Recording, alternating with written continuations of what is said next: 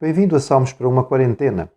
Este é o tempo em que nós meditamos um pouco no livro de Salmos, nesta época de pandemia. Nós hoje vamos ler o Salmo 143. 143 já está quase no fim do livro, não é? É o último salmo da lista de salmos penitenciais de Davi. A lista dos salmos penitenciais de Davi começa no salmo do número 6, depois o 32, o 38, o 51, o 102, o 130 e este 143 são a lista de salmos considerados salmos penitenciais de Davi.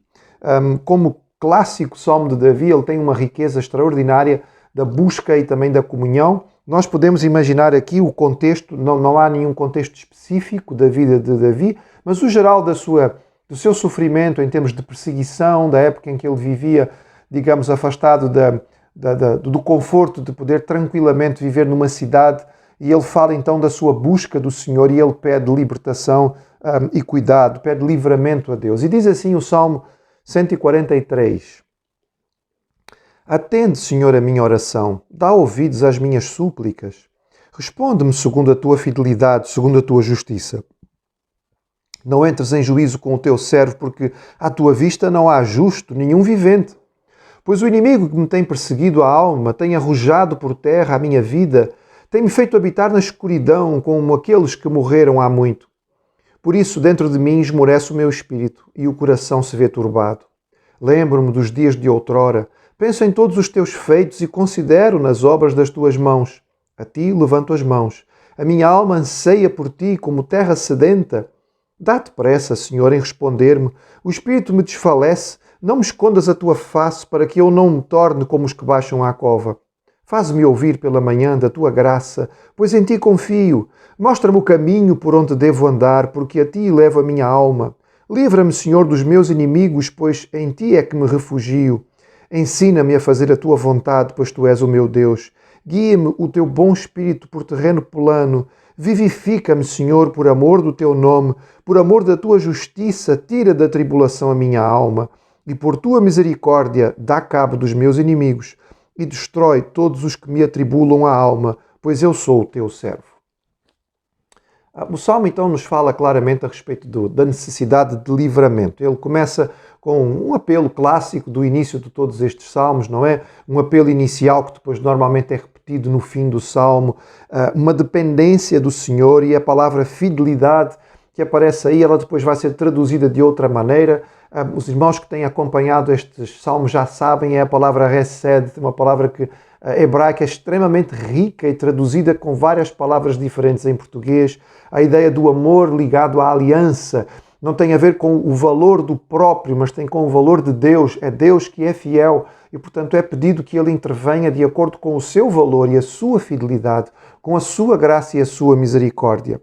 Davi reconhece que todos os homens são pecadores e ele também é. No versículo 2, ele entende que não há nenhum pecado específico na vida dele que pode ser justificativa para o sofrimento que ele está a viver. Mas ele também reconhece que se Deus for fazer um escrutínio da sua vida, ele não tem como escapar, porque todos os homens são pecadores. Ninguém pode permanecer em pé diante de Deus e dizer-se justo, porque na verdade ninguém é justo diante de Deus.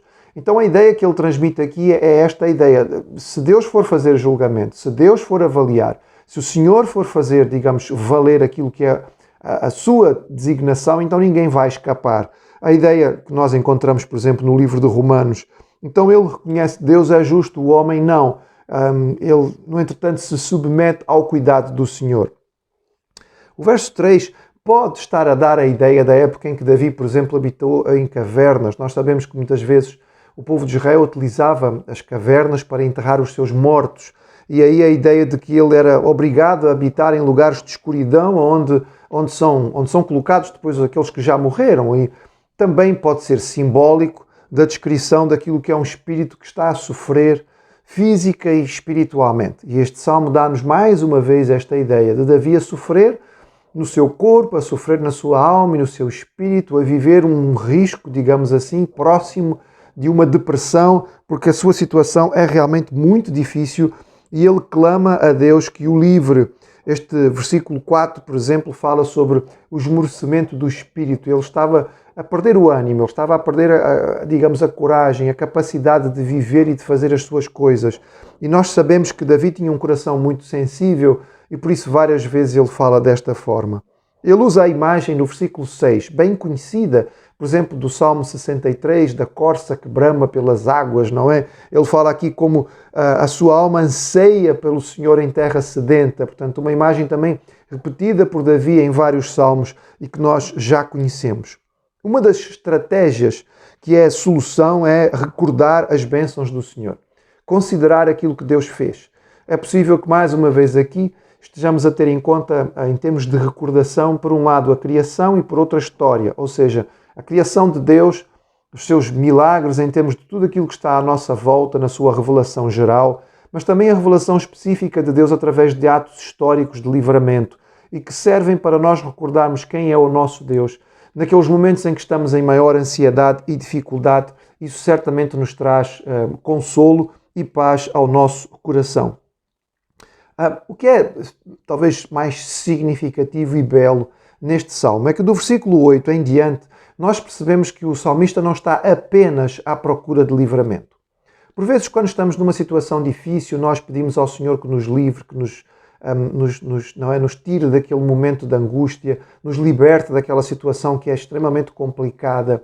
Mas é apenas um grito desesperado de livramento. Aqui nós percebemos que Davi não está apenas a pedir que o Senhor o guarde, ou o proteja, ou o liberte. Ele está mesmo a buscar vida com Deus. Ele é alguém que quer que a sua vida agrade ao Senhor e por isso ele vai usar várias imagens para falar disto. Ele diz: Senhor, mostra-me o caminho. Mostra o caminho por onde eu devo andar. Ensina-me a tua vontade. Guia-me pelo teu Espírito. Dá-me vida, não é? Vivifica-me. Que imagens tão belas estas que nós encontramos aqui. Aquele que é servo do Senhor, ele deve verdadeiramente buscar não apenas o perdão, não apenas a bênção, não apenas o livramento, mas ele está verdadeiramente preocupado em viver uma vida que agrada a Deus. Porque ele já compreendeu que muito mais do que as bênçãos, nós queremos o Senhor. A bênção maior que nós podemos ter na nossa vida é o Senhor conosco. E quando nós experimentamos a comunhão de forma desobstruída, quando nós estamos com o nosso coração limpo e justificado diante de Deus pela obra de Jesus, quando nós experimentamos a revelação do Senhor de forma clara, quando nós ouvimos o seu Espírito falando ao nosso coração de forma suave e a sua direção, isto é a bênção mais extraordinária que nós podemos experimentar, muito melhor que qualquer bênção física, qualquer tipo de prosperidade. E desta maneira, quando isto acontece connosco, nós verdadeiramente podemos usufruir da presença do Senhor. Daí que, como Davi, nós clamamos: Senhor, eu quero conhecer o teu caminho. Senhor, eu preciso que tu me dirijas e que tu me mostres qual é a tua vontade específica para que eu possa vivê-la. Senhor, o teu Espírito encha o meu coração com a tua palavra e ele possa me guiar por aquilo que é o que tu tens separado para mim. Dá-me vida, Senhor, vivifica-me. Eu não quero viver apenas na carne, viver apenas a força humana ou aquilo que qualquer ser pode viver, porque isto não é a verdadeira vida. Eu compreendo que a vida verdadeira é aquela que eu vivo quando eu estou a experimentar vida com Deus. Então esta parte final do Salmo, sem dúvida, tem um significado muito forte para aquele que quer realmente estar com Deus.